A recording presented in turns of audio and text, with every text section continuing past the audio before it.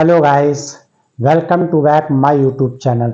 मैं डॉक्टर राजेश कुमार तिवारी आज फिर उपस्थित हुआ हूँ एक नए टॉपिक के साथ। तो आज का जो हमारा टॉपिक है वो एक न्यूमेरिकल है। तो न्यूमेरिकल देखिए बहुत ही इम्पॉर्टेंट है और ये ओम्स लॉ बेस्ड है, यानी रेजिस्टेंस के बेस पर ये न्यूमेरिकल है। तो आइए सॉल्व करते हैं इसका क्या सलूशन होगा। बोर्ड पर आप देख रहे होंगे क्वेश्चन लिखा हुआ है, इसका सलूशन क्या होगा। सबसे पहले इस क्वेश्चन को समझ लेते हैं कि क्वेश्चन है क्या। फाइंड द परसेंटेज इंक्रीज, ये परसेंटेज लिखा हुआ है, increase in the resistance of cylindrical wire if it is stretched to increase its length by 10%।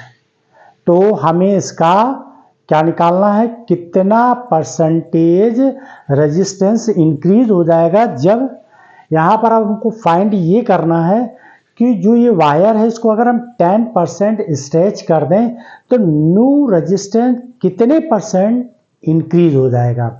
Clear है, क्वेश्चन में ये कह रहा है कि न्यू रेजिस्टेंस कितने परसेंट इंक्रीज हो जाएगा यदि हम इसकी लेंथ 10% इंक्रीज कर दें। क्लियर है, तो देखिए रेजिस्टेंस का फार्मूला क्या होता है।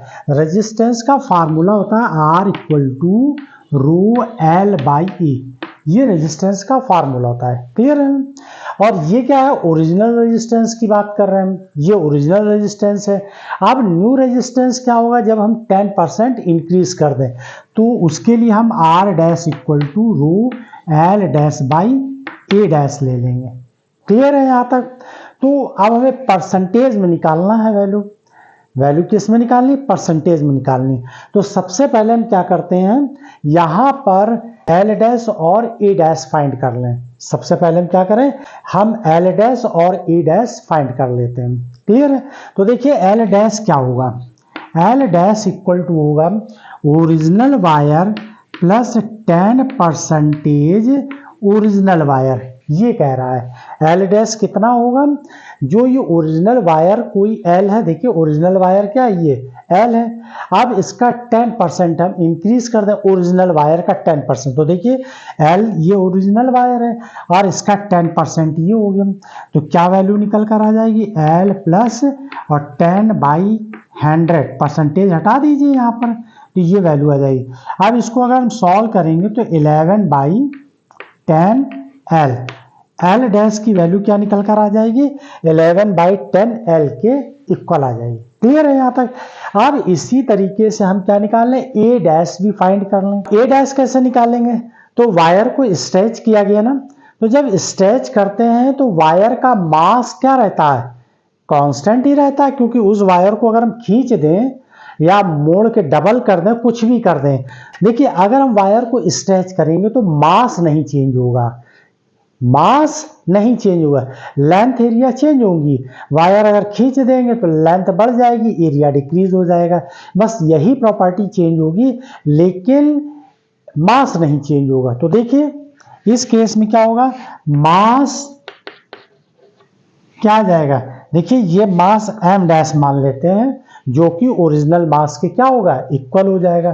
क्लियर है, अब एम डैश की जगह हम क्या लिख सकते हैं, मास इक्वल टू क्या होता है, volume into density, volume density dash dash कर दीजिए, वॉल्यूम डेंसिटी ये ओरिजिनल का हो गया, डेंसिटी भी नहीं चेंज होगी, दोनों की बराबर रहेगी, तो ये तो कैंसिल हो जाएगा, V dash equal to V हो जाएगा। वी क्या है, वॉल्यूम है।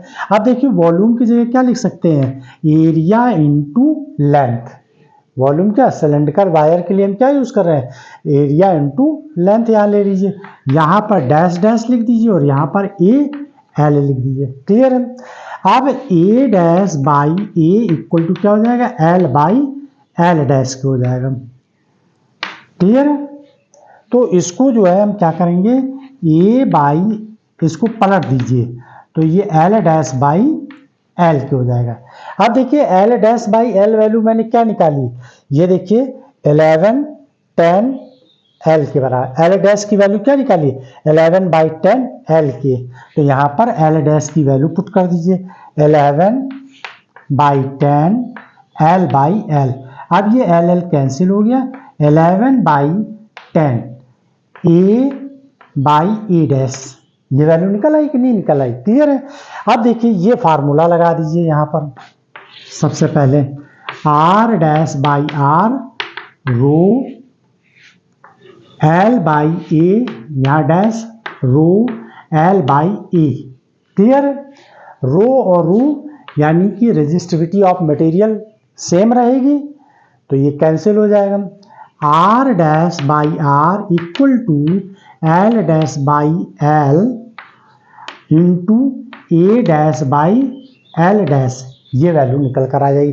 देखिए ये यहाँ कन्वर्ट हो जाए, ये यहाँ पर डिवाइड बाई डिवाइड है तो ए ऊपर चला जाएगा, तो इस तरीके से ये आ जाएगी वैल्यू। अब देखिए L dash by L value कितनी दी है? देखिए एल डैश बाई एल कितनी दी है? 11/10। यहाँ पर 11/10 पुट कर दीजिए। और ए बाई ए डैश कितना दिया है? ए बाई ए डैश 11/10, ये 11/10 कितना हो जाएगा? 120/100। क्लियर है। ये वैल्यू हो जाएगी आर डैश बाई आर के। हमें परसेंटेज निकालना है, तो परसेंटेज निकालने के लिए क्या करिए, दोनों तरफ 1 से सब्ट्रैक्ट कर दीजिए। तो आर डैश आर -1, यहाँ भी -1 कर दीजिए और राइट हैंड साइड में भी -1 कर दीजिए। दोनों तरफ कर दिया। दोनों तरफ क्या किया था? 1 सब्ट्रैक्ट कर दिया। अब एलसीएम लेके सॉल्व कर लीजिए। R dash minus R upon 100 equal to 121 minus 100 upon, नीचे भी 100 आ जाएगा। एलसीएम लेके इसको सॉल्व कर लीजिए। क्लियर है। यहाँ पर आर आ जाएगा, ये आर हो जाएगा। एलसीएम लेके दोनों तरफ सॉल्व कर लिया। आप देखिए